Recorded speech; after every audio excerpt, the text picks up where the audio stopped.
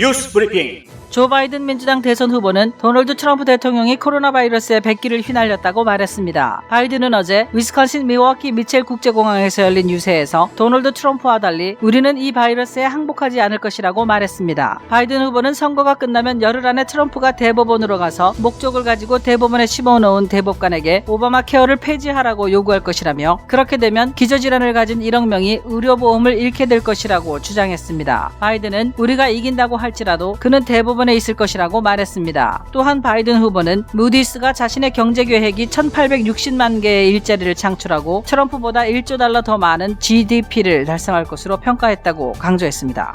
도널드 트럼프 대통령은 어제 미시건주 워러포트 타운십에서 열린 유세에서 조 바이든은 길고 어두운 겨울을 가져올 것이라고 말했습니다. 또한 트럼프 대통령은 이날 의사들이 누군가 코로나19로 사망하면 돈을 더 받는다는 걸 여러분도 알고 있죠? 라며 의사들은 아주 똑똑해서 그들은 유감이라고 말하는데 독일 등 다른 나라에서는 암이나 심장마비로 죽으면 의사들은 암으로 심장마비로 죽었다고 말하는데 우리는 의혹이 생기면 코로나를 선택한다고 말했습니다. 영국의 가디언을 비롯해 CNN, 블룸버그, 뉴욕타임즈 등 언론들은 트럼프의 이 같은 주장에 아무런 근거가 없다며 트럼프가 의사들이 거짓말하고 있다고 말했다고 보도했습니다.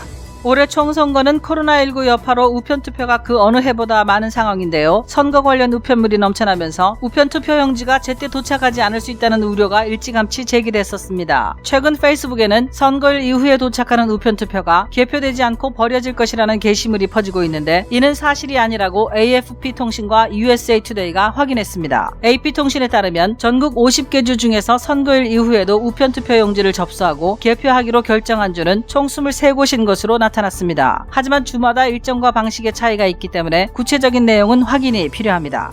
지난 몇 달 동안 선거관리당국은 대선 승자가 선거일인 11월 3일 밤에 결정되지 않을 수 있다고 경고해왔습니다. 선거일 이후에도 추가로 우편투표를 접수하고 개표하기 때문인데 NPR 방송은 특별히 6개 경합주의 투표 결과가 관건이 될 것이라고 보도했습니다. 애리조나, 플로리다, 미시건, 노스캐롤라이나, 펜실베니아, 위스콘신 등 6개 주요 경합주에서 우편투표가 완전히 집계되기 전까지는 누가 당선될지 알 수 없다는 것인데요. 애리조나, 플로리다, 미시건, 위스콘신 등 4개 주는 선거일에 우편투표 접수도 마감하지만 펜실베니아는 11월 6일까지, 노스캐롤라이나는 11월 12일까지 우편투표를 접수해 개표합니다. 이 중에 트럼프 대통령은 5곳 이상에서 승리해야 재선에 성공할 수 있고 바이든 후보는 최소 2곳 이상에서 승리해야 대통령에 당선됩니다. 만약 바이든 후보가 펜실베니아와 위스콘신에서 이기고 나머지 경합주를 트럼프 대통령에 내주면 선거인 단수는 양측이 269명으로 동일해져 대선 결과를 하원에서 결정하게 됩니다.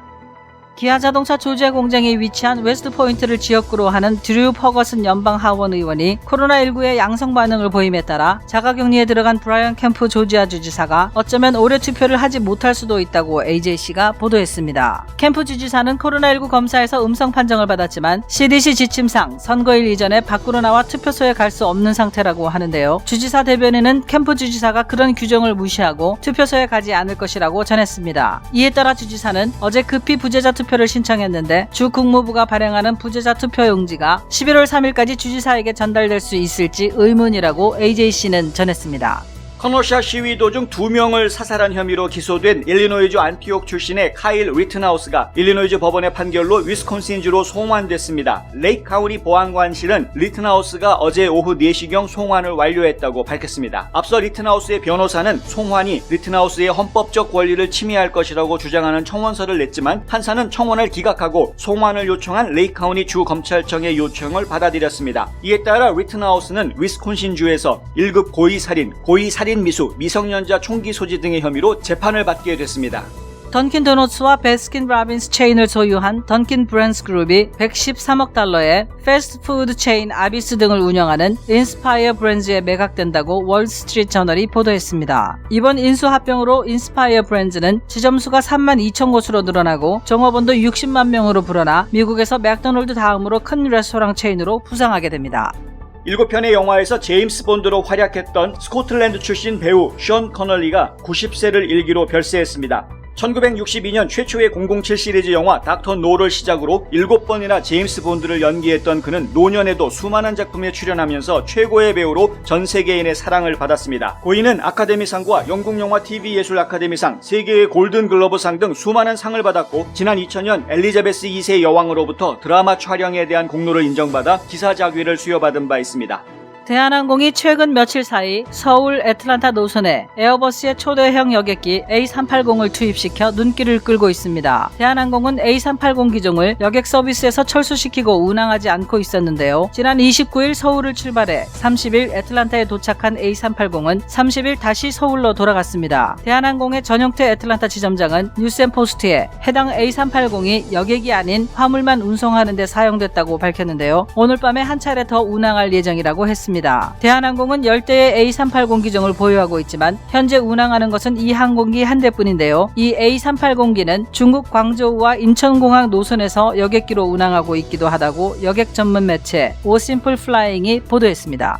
오늘은 전국이 토요일에 할로윈 밤을 즐기는 날인데요. 할로윈 분위기에 딱 어울릴 만한 휘영청 둥근 보름달이 떠오를 것으로 예고돼 관심을 끌고 있습니다. 올 10월에 보름달이 뜨는 건 이번이 두 번째인데 이렇게 한 달에 두 번째 뜨는 보름달을 블루문이라고 부릅니다. 블루문은 보통 2년 8개월에 한 번꼴로 발생하는데 할로윈 데이에 블루문이 나타나는 것은 19년에 한 번입니다. 따라서 다음번 할로윈 블루문은 2039년이 되어야 볼 수 있습니다. 이 때문에 많은 천체연구소나 관측소들이 유튜브를 통해 블루문 생중계 이벤트를 개최하고 있습니다.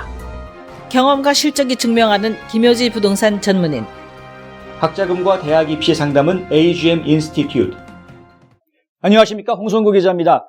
이제 선거가 정말 며칠 남지 않았습니다. 사흘 앞으로 다가왔는데요.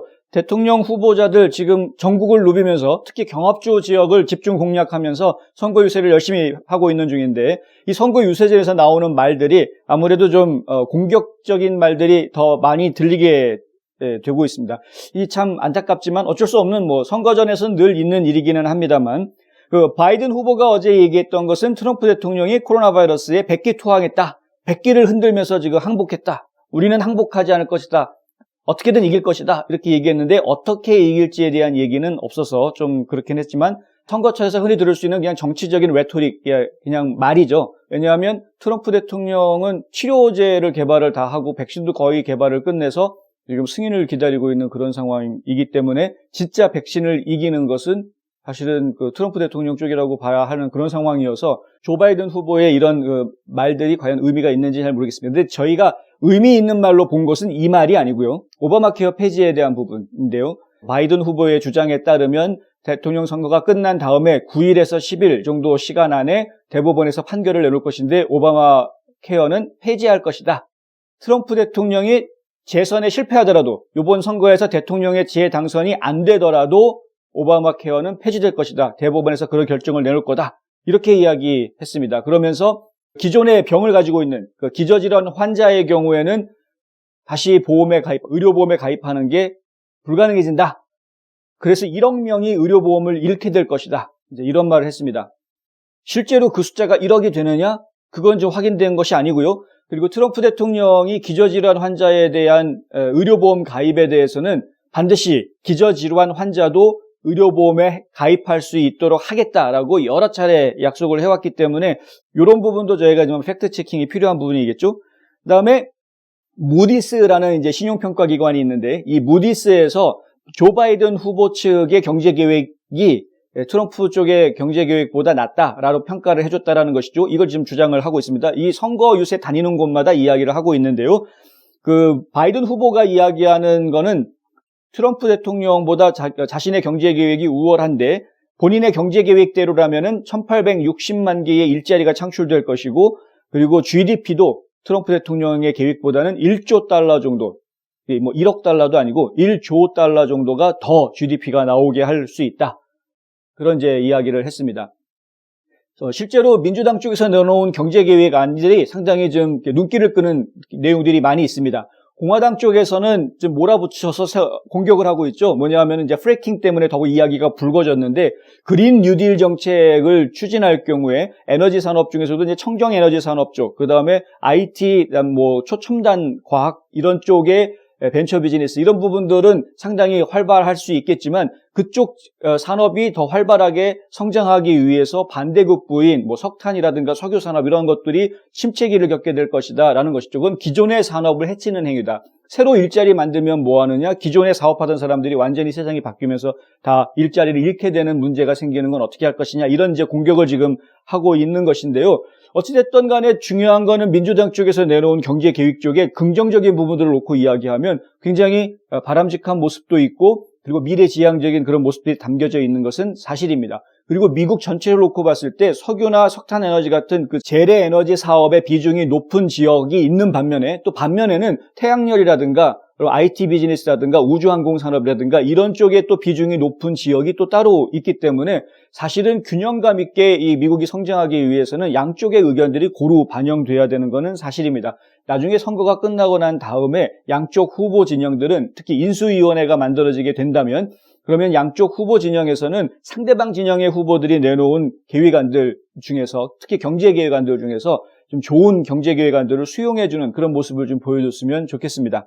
트럼프 대통령은 바이든 후보에 대해서 공격을 이제 선거 유세에서 공격을 할 때 어떻게 주로 이야기하면요, 만약에 바이든 후보가 대통령이 된다 그러면 올해 크리스마스는 끝이다, 추수감사절 끝이다, 아무것도 없다, 암흑의 긴 시간이 이제 다가올 것이다, 이제 이렇게 얘기합니다. 왜 이렇게 이런 얘기를 하냐면 코로나 바이러스에 대한 대안이 없다는 거죠. 민주당 쪽에서 이야기하는 코로나 바이러스에 대한 대안이 결국은 봉쇄령밖에 없다. 그러니까 결국에는 만약에 바이든이 대통령이 된다 그러면 코로나 바이러스의 확산을 막기 위한 봉쇄령을 내리게 될 것이고 그것은 곧 이번에 민족의 대명절인 추수감사절과 크리스마스를 그냥 집안에서 보내야 되는 그런 상황이 오게 될 것이다. 이제 이런 이야기를 합니다. 그러면서 스티뮬러스 패키지, 그러니까 경기 부양법안 있죠. 많은 국민들이 기다렸던 1,200불 현금 주는 거, 이거를 본인이 만약에 재선이 되면 그러면은 선거 끝나자마자 바로 이거 통과시키겠다. 이런 식의 이야기합니다. 그런데 그 통과가 대통령 혼자 할 수 있는 게 아니죠. 의회에서 합의를 해줘야 되는 것인데 혼자서 마음대로 통과시킬 수 있는 것이 아닌데 좀 이제 일종의 뻥카였습니다. 그러니까 뭐 결과는 두고 봐야 되는 거지만은 어쨌든 선거가 끝나고 난 다음에 이 스티뮬러스 패키지가 통과가 될 가능성이 상당히 큰 건 사실입니다. 왜냐하면 민주당 쪽에서도 정치적인 부담이 있기 때문에 그래서 지금 그 경기부양법안은 선거가 끝나면 추진이 될 것은 분명은 한데 시간이 좀 걸릴 것으로 지금 전문가들은 예상을 하고 있습니다. 올해 안에 과연 되겠느냐라는 이야기들이 지금 나오고 있고요. 뭐 빠르면 연말 아니면은 내년 초로 미뤄질 가능성도 상당히 있다. 이런 이야기들을 좀 하고 있습니다. 왜냐하면은 이후에 다시 말씀드리겠지만 이번 선거 결과가 11월 3일 투표하는 날 바로 나오지 않고 그 이후에 나올 시간이 상당히 걸린 뒤에 나올 가능성이 있기 때문에 이제 그런 말들이 지금 나오고 있는 것이고요.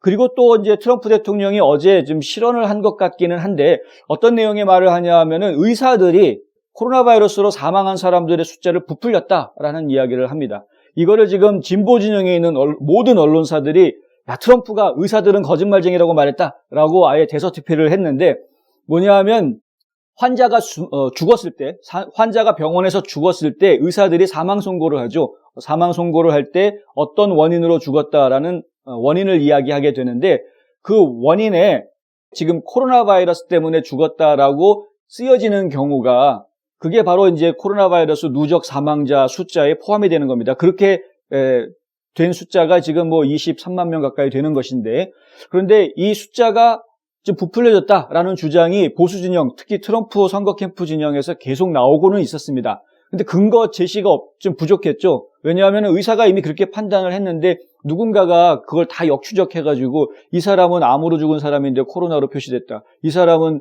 심장마비로 죽은 사람인데 코로나로 표시됐다. 이런 것들을 누가 일일이 다 까발리고 다니는 활동을 할 수 있는 사람이 없죠. 그래서 이제 결국에는 이거는 재확인하기는 어려운 음모론으로밖에 이야기할 수밖에 없는 그런 상황인 것인데 이 이야기를 트럼프 대통령이 선거 유세에서 직접 본인 입으로 이야기를 한 겁니다. 왜냐하면 사람이 죽을 때 이제 여러 가지 원인에 의해서 죽는 것인데 근데 그 원인이 무엇이다라고 최종적인 결론을 내릴 때 의사들이 주로 많이 사용해 왔던 건 전통적으로는 심장마비였습니다. 심정지. 왜냐하면은 결국은 사람이 죽을 때는 심장이 멈춰서 죽게 되는 것이기 때문에 그런 것이죠. 그런데 코로나 바이러스와 관련해서 코로나 바이러스에 일단 감염이 됐던 사람은 그 사람이 죽었던 다른 원인이 됐던 기저질환이 무엇이었든 간에 코로나 바이러스가 감염된 사람이다라고 표시를 하는 것이 일반적인 관례가 되어버렸다라는 이야기입니다. 이것은 사실로 확인하기에는 좀 어려운 부분이 있기는 한데요. 그런데 많은 사람들이 이런 음모론을 제기를 하고 있었죠. 왜냐하면 코로나 바이러스 자체가 사람을 죽일 수 있는 게 이렇게까지 치명적인 것이 아니라 특히 미국 내에서의 이야기입니다. 그러면 지금 어제 트럼프 대통령이 선거 유세에서 했던 얘기가 바로 그건데 독일 같은 경우에는 심장마비로 죽으면 심장마비로 죽었다라고 하고 비록 코로나에 감염이 돼 있는 상태라고 하더라도 그 사람이 암 환자였으면 암으로 인해서 죽었다. 코로나 바이러스가 그 기저질환을 더 악화시킬 수는 있을지 몰라도 코로나 때문에 죽은 게 아니라 암 때문에 죽은 것이다. 이렇게 구분해서 했는데 미국 의사들은 그냥 애매하면 다 코로나 때문에 죽었다 이렇게 했다라는 겁니다. 그래서 지금 미국 내에 코로나 사망자 수가 늘어났다 이런 주장을 하는 것입니다. 이것은 지금 주장입니다. 특히 음모론자들이 참 좋아하는 소재인데 왜 이것이 문제가 이것이 트럼프 대통령의 입에까지 이런 말이 나오게 해줬느냐 하면은요, 의료 수가 때문에 이런 이야기가 나오는 것입니다. 코로나 바이러스가 팬데믹으로 설정이 돼 있기 때문에 팬데믹으로 결정이 돼 있는 상황에서는 사망자가 사망을 해서 그 뒷수습을 할 때 병원 측이 조금 더 많은 의료 수가를 받는다고 합니다. 이것도 음모론자들이 주장하는 내용입니다. 그러니까 결국에는 병원 입장에서 돈을 좀 더 받아내기 위해서 뭐 메디케어가 됐던 메디케이드가 됐건 혹은 또 의료보험 회사의 보험회사의 보험비가 됐던 뭐가 됐던 간에 더 많은 비용의 돈을 받아내기 위해서 일단 코로나19 바이러스가 검출이 되는 시신에서는 전부 다 코로나 바이러스로 인해서 죽은 것으로 표시를 하게 했다. 이런 이제 음모론이 있는 것이죠. 당장 진보 진영으로부터 공격을 받을 수밖에 없는 거고요. 왜냐하면 과학적으로 이걸 그렇다라고 증명하기가 쉽지가 않기 때문에 그런 것입니다. 그럼 많은 사람들이 의혹은 가지고 있지만 사실로 팩트로 딱 증명하기가 어려운 상황이기 때문에 근데 이런 이야기를 대통령 입에서 이야기했다는 것은 이제 바람직하지는 않은 것이죠. 그런데 선거 전이기 때문에 바이든 후보가 트럼프 대통령에 대해서 하는 말이나 트럼프 대통령이 바이든 후보에 대해서 하는 말이나 이제 며칠 남지 않았으니까 이제 막말이 막 나오는 겁니다. 갈 때까지 가는 거죠. 네. 한 곳에서 시작되는 안정된 미래, 선우앤선우 종합보험. 30년 손맛, 케이터링의 명가 참사랑. 고객과 직원을 지켜주는 스니즈가 지금 주문하세요. 배너앤프린트. 네, 공영 라디오 방송이죠. NPR 방송이 이런 보도를 냈습니다. 올해는 선거일이 끝난 다음에도 우편 투표를 접수하고 또 뒤에 개표하는 그런 주들이 예전보다 훨씬 많아졌다는 겁니다. 지금 올해 선거 같은 경우에 모두 50개 주 중에서 23개 주가 그런 결정을 내렸습니다. 23개 주는 11월 3일 선거가 끝난 다음부터 뭐 짧게는 3일, 길게는 9일 뒤까지도 우편투표 접수를 받겠다고 했고요. 그리고 그걸 개표하기로 한 거죠. 물론 우편투표를 개표할 필요도 없이 당락이 확실하게 결정이 돼버리면 굳이 뭐 우편투표를 다시 개표할 그럴 이유가 별로 없어질 수는 있기는 합니다만 그럼에도 불구하고 일단은 더 많이 시간을 좀 주기로 한 것입니다. 이 얘기는 무슨 얘기냐면 11월 3일 날 선거가 끝나서 그날 밤에 개표가 막 여기 이제 시작이 되는데 개표 결과를 보통은 자정이 넘어가면 대략 누가 이길 것 같다. 새벽 2, 3시 정도 되면은 보통 다 결정이 됐거든요. 그런데 올해는 그게 안 될 것 같다라는 이야기입니다. 11월 3일 날 개표를 해도 결정이 되지 않는 상황이 벌어질 수밖에 없는 이유가 뭐냐면 바로 이 경합주들 때문인데 경합주들 중에서도 우편투표를 연장해서 받아주기로 한 곳들이 있기 때문에 그렇다 이렇게 됩니다. 그러면서 이제 NPR 방송이 지목한 경합주가 바로 6곳인데요. 그 6개 주 중에서도 펜실베니아하고 노스캐롤라이나주 이 2개 주만 우편투표를 더 받습니다. 11월 3일이 지난 다음에 펜실베니아는 11월 6일까지 우편투표를 더 받고요. 노스캐롤라이나주 같은 경우에는 11월 12일까지 받습니다. 그러니까 접수를 12월 12일까지 받는다고 했으니까 개표는 그거보다 더 늦어질 수 있겠죠. 그 개표가 만약에 노스캐롤라이나 같은 경우에 정말 박빙의 승부가 나와서 끝까지 개표를 해야 되는 그런 상황이 됐다. 그리고 만약에 개표를 했는데 정말 몇백 표 차이 안 나가지고 양쪽에서 받아들이기가 어렵다. 재검표하자. 이렇게 되면 또 시간이 더 걸리겠죠. 그렇게 되면은 11월 12일에서 더 늦어지게 될 것이고 그거 가지고 소송이 붙게 되면은 이게 유효표다, 무효표다 이런 거 가지고 이제 소송이 붙게 되면은 11월 말 12월까지 넘어가는 그런 상황이 벌어질 수 있게 될 것이고요. 이건 상황이 점점점 심각해질 수 있는 그런 상황이 됩니다. 왜냐하면은요, 노스캐롤라이나주가 그만큼 중요합니다. 저희가 그 지도에서 지금 보여드리는 것처럼 그 6개 주 중에서 지금 트럼프 대통령이 우세하다라고 판단되는 지역이 애리조나, 위스콘신, 미시간, 플로리다 이런 것들은 이제 트럼프 대통령이 우세하다라고 지금 판단이 되는 곳이고요. 근데 펜실베니아 같은 경우에는 저희가 지금 파악하기로는 바이든 후보가 좀 더 유리한 그런 지금 고지에 있는 상황입니다. 그리고 이제 노스캐롤라이나주 같은 경우는 참 말하기가 어려운 이런 곳인데 노스캐롤라이나주는 이 여러 가지 여론조사로 보면은 바이든이 앞서는 거로 나오지만은 저희가 지금 파악하고 있는 또 다른 통계들을 보면 트럼프 대통령이 이길 수도 있는 그런 주이기 때문에 상당히 지금 관심을 가지고 볼 수 있는 주인데요. NPR에서 이야기한 이 6개의 경합주들을 제외하고 나머지 이제 색깔이 좀 나름대로 분명한 그런 주들을 놓고 이야기를 하면은 트럼프 대통령을 지지하는 주에서 내보내는 선거인단 수가 총 198명 정도가 나오고 바이든 후보 쪽의 선거인단 수는 239명 정도가 됩니다. 선거인단이 270명이 돼야 대통령이 당선이 될 수 있는 것인데 그래서 이제 경합주가 중요한 거 아니겠습니까? 이제 경합주만 다 합치면은 101명이 됩니다. 101명이 되는데 이 101명을 누가 더 많이 가져가느냐에 따라서 그래서 270명을 누가 먼저 채우느냐에 따라서 대통령이 당선된다 안 된다 이렇게 결정이 되는 것인데 그런데 트럼프 입장에서는 6개 주 중에서도 5개 주 이상 이겨야 최소 5개 주를 이겨야 대통령이 재선될 수 있는 그런 구조가 됩니다. 그런데 바이든 후보 같은 경우에는 좀 더 유리한 입장입니다. 2개 주에서만 승리하면 됩니다. NPR 방송이 보도하고 있는 내용을 저희가 지금 정리를 해보면은 바이든 쪽에 좀 더 유리한 상황이긴 한데 그런데 그 6개 주를 좀 더 면밀하게 들어가 보겠습니다. 경합주라고 이야기하고 있기는 하지만 애리조나주라든가 그 플로리다주 같은 경우에는 트럼프 대통령한테 좀 더 기울어져 있는 그런 모습이 분명하죠. 그래서 사실 애리조나주, 플로리다주 같은 경우는 빨간색으로 제가 이해할 수 있는 주가 되고요.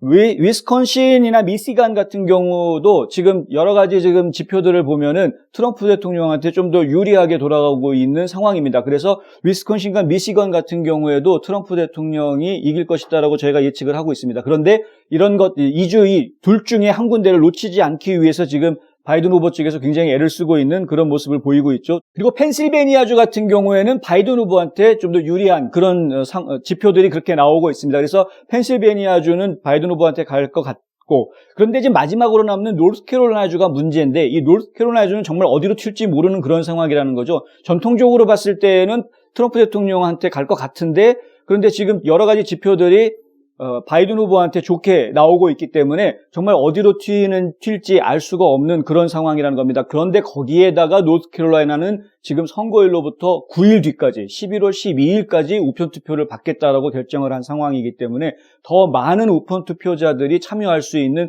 그런 상태입니다. 아시다시피 우편투표자들은 민주당 성향이 공화당 쪽 성향보다는 더 많은 것으로 그렇게 이야기가 되고 있기 때문에 우편투표를 더 많이 받겠다라는 거는 그만큼 민주당 쪽의 표를 더 많이 받겠다는 것으로 지금 다들 이해하고 있는 상황이기 때문에 그렇습니다. 그래서요, 지금 전체적으로 6개의 경합주를 이야기한, NPR 방송이 이야기한 6개의 경합주를 이야기할 때 전체적으로 5개 주를 석권하는 것이 가능하려면 트럼프 대통령은 이 노스캐롤라이나 주에서 반드시 이겨야 되는 상황이 되는 것이죠. 그리고 민주당의 바이든 후보 같은 경우에도 펜실베니아주는 일단 이긴다라고 이야기하더라도 위스콘신, 그다음에 미시간, 노스캐롤라이나 이 3개의 주 중에서 한 군데에서는 반드시 또 승리를 해야 되는 겁니다. 그런데 여기서 한 가지 좀 재밌는 상황이 벌어지는데요. 만약에 바이든 후보가 펜실베니아주에서 이기고 그리고 위스콘신에서만 이겼다. 그 2개 주에서만 이겼다. 이렇게 되면은 상황이 어떻게 되냐면은 양쪽 다 선거인단 수가 269명으로 똑같아집니다. 269대 269 이렇게 됩니다. 이렇게 될 경우에는 최종 결론은 하원에서 내리게 돼 있죠. 연방 하원에서 내리게 돼 있는데요. 그 연방 하원 의원들이 각 주마다 어느 당의 하원 의원이 더 많은가에 따라서 각 주마다 한 명씩의 대표를 뽑게 됩니다. 하원에서 50명의 대표가 나와서 투표를 하게 되는데 지금 현재 상태로 이야기하면 공화당 쪽의 하원들이 좀 더 많습니다. 그런데 이게 지금 이 하원에서 이 투표를 하게 되는 시점이 언제가 될 것이냐 하는 게 또 논란의 대상이 될 수 있죠. 그러니까 아까 말씀드렸다시피 우편투표를 했는데 그게 지지부진하게 시간이 길어지고 소송전이 벌어지고 결국에는 12월 달로 넘어가고 이 줄줄이 넘어지게 되면 이미 하원 선거 결과가 다 나온 다음이 되는 것입니다. 그리고 1월 달이 되면 내년 1월 1일이 되면은 이제 드디어 임기가 바뀌게 되는데 새로운 임기가 바뀔 때까지 하원에서 투표를 하지 않는 상태가 되면 그래서 내년에 하원에서 투표를 하게 된다 그러면 그럼 얘기가 지금 달라질 수 있는 거죠. 만약에 이번에 11월 3일 선거에서 더 많은 하원을 차지하고 있는 주가 지금은 공화당이 더 많은데 그게 민주당 쪽으로 바뀌게 된다 그러면은 내년에 하원에서 바이든을 대통령으로 선출할 수 있는 그런 기회도 마련될 수 있다는 겁니다. 일이 지금 굉장히 복잡해집니다. 상당히 많이 복잡해집니다. 그래서 진작부터 이 바이든 캠프도 그렇고 트럼프 캠프도 그렇고 어중간하게 이겨서는 안 된다, 확실하게 이겨야 된다라는 이야기를 양쪽이 다 똑같이 지금 해오고 있는 것이죠. 정말 예측을 할 수 없는 그런 일들이 벌어지고는 있는데 많은 분들이 설마 그런 일이 벌어지겠느냐라고 이야기들을 하지만 정말 알 수 없는 일이기 때문에 제가 이런 것까지도 얘기를 해드리고 있는 상황입니다. 요즘 같은 비대면 시대에 광고도 인터넷이라는 것 아시죠? 그런데 어떻게 해야 될지 모르시겠다고요? 가장 효과적인 인터넷 광고는 좋은 컨텐츠에 붙어 있는 것입니다. 뉴스앤포스트는 좋은 컨텐츠를 만듭니다. 비즈니스가 어려우세요? 뉴스앤포스트에 광고하세요. 좋은 상품이 있는데 알리고 싶으시다고요? 뉴스앤포스트에 광고하세요. 널리 알리고 싶다고요? 뉴스앤포스트에 광고하세요. 뉴스앤포스트는 페이스북, 유튜브, 카카오톡, 트위터 등 다양한 플랫폼으로 컨텐츠를 전달하고 홍보 효과를 극대화해드립니다. 제임스 본드는 정말 영원히 살 것 같은 그런 인물인 줄 알았는데 이 초대 제임스 본드였던 숀 코네리가 별세했다는 소식이 전해졌습니다. 전 세계 많은 영화 애호가들이 배우 숀 코넬리의 죽음을 애도하고 있는데요. 나이가 90세라고 합니다. 그렇게까지 나이를 많이 먹었나 했을 정도로 저희 기억 속에는 이 영화 속에 나왔던 코넬리의 모습이 아직도 생생한데 삼가 고인의 명복을 빕니다. 결국 인간은 누구나 다 언젠가는 이 세상을 떠나게 돼 있다라는 진리를 사뭇 생각하게 하는 그런 시간을 갖게 하는데요. 결국은 내가 이 세상을 떠났을 때 사람들이 과연 나의 어떤 모습을 기억해 주게 될지 다시 한번 생각해 보는 시간입니다. 오늘 홍성구의 뉴스 브리핑은 여기까지 하겠습니다. 좋은 주말 보내시기 바라고요. 저는 다음 주에 다시 찾아뵙겠습니다. 시청해 주셔서 감사합니다.